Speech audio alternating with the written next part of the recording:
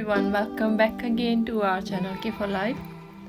तो ये follow up video है, जैसे कि आपने मेरा व्लॉग देखा था साग और मक्की की रोटी जो पंजाबी फूड हमने बनाया था, और इसमें मैं शो करूँगी कि मैंने कौन कौन सी चीज़ों से साग बनाया था। और इसमें मैंने जैसे कि आप देख रहे हो स्पिनच डाले मैंने, और ये मैंने नैरो केल डाली है और करली केल डाली है। तो ये ऐसी मिलती है यहाँ पर पैकेट्स में।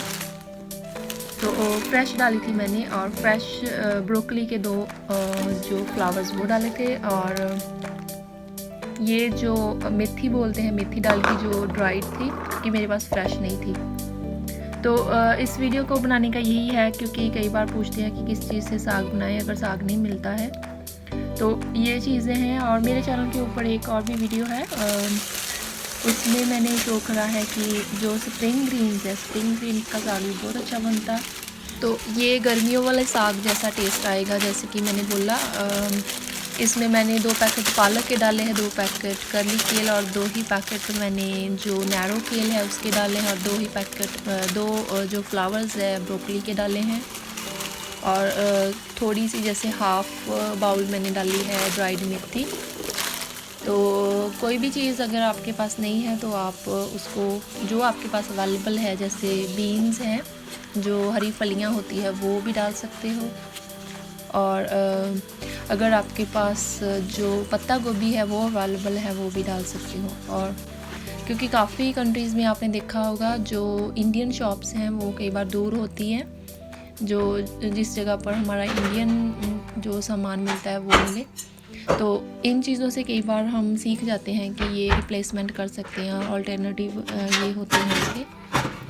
और साग का टेस्ट तो हमेशा जितना मीन्स वो ज़्यादा टाइम लग के बना हो उतना ही ज़्यादा टेस्टी होता है।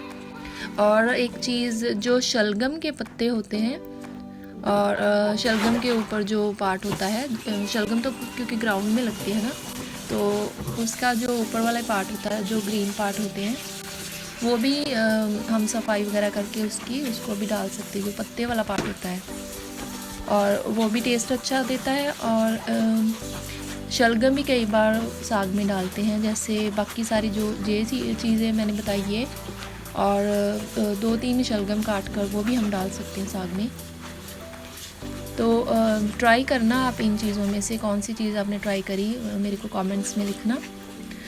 मोस्ट लोग तो जो उनको पता ही है कौन कौन सी चीज़ें वो ट्राई करते हैं, लेकिन जिन्होंने ये साग की रेसिपीज़ नहीं ट्राई करी होगी उनके लिए ये नई चीज़ें होंगी, तो वो भी ट्राई कर सकते हैं।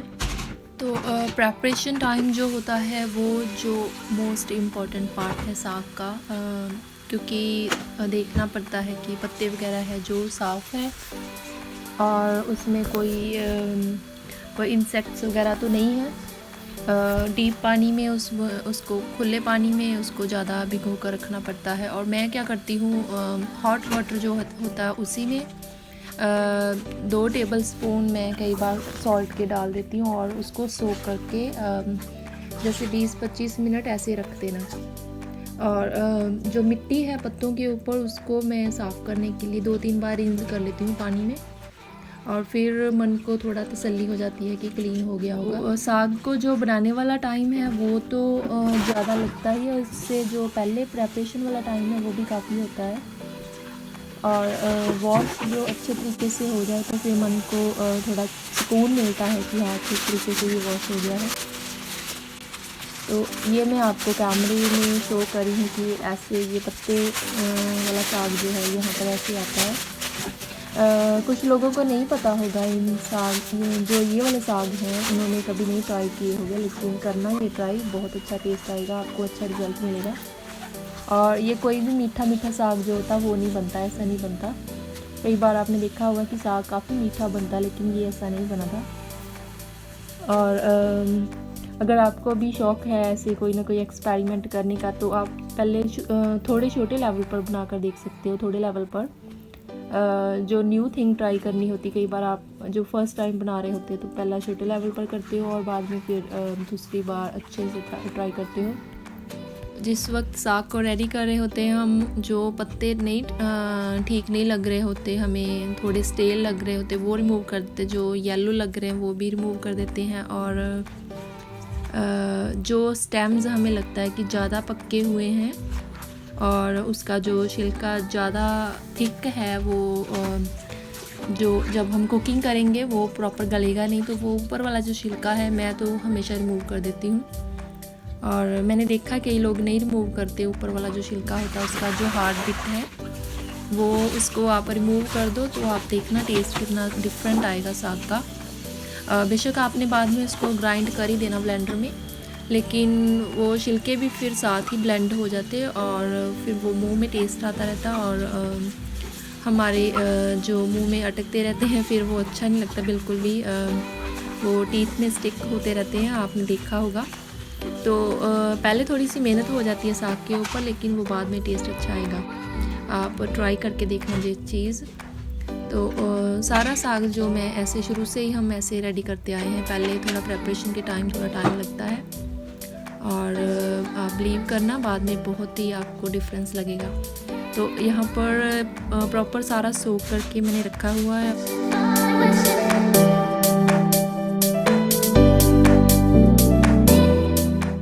और तकरीबन ये 4-5 घंटे सिम पर बेशक करो आप या मीडियम फ्लेम से स्टार्ट करो, तो इतना टाइम लग के कुक होगा साग।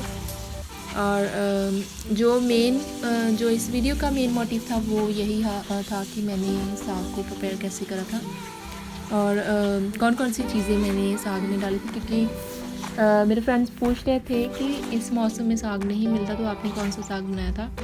तो इसलिए मैंने कहा कि ये मेरे पास वीडियो तो पड़ी है, लेकिन मैंने ये शेयर नहीं करी थी क्योंकि ये काफ़ी लेंथी वीडियो थी और 40 मिनट की ये वीडियो हो रही थी जब मैंने रिकॉर्डिंग करी, तो काफ़ी इसको एडिटिंग वगैरह चाहिए थी। और फिर मेरे को आज लगा कि मैं ये वीडियो आपके साथ शेयर करती हूँ और आप बताना कि आपको कैसी लगी ये वीडियो।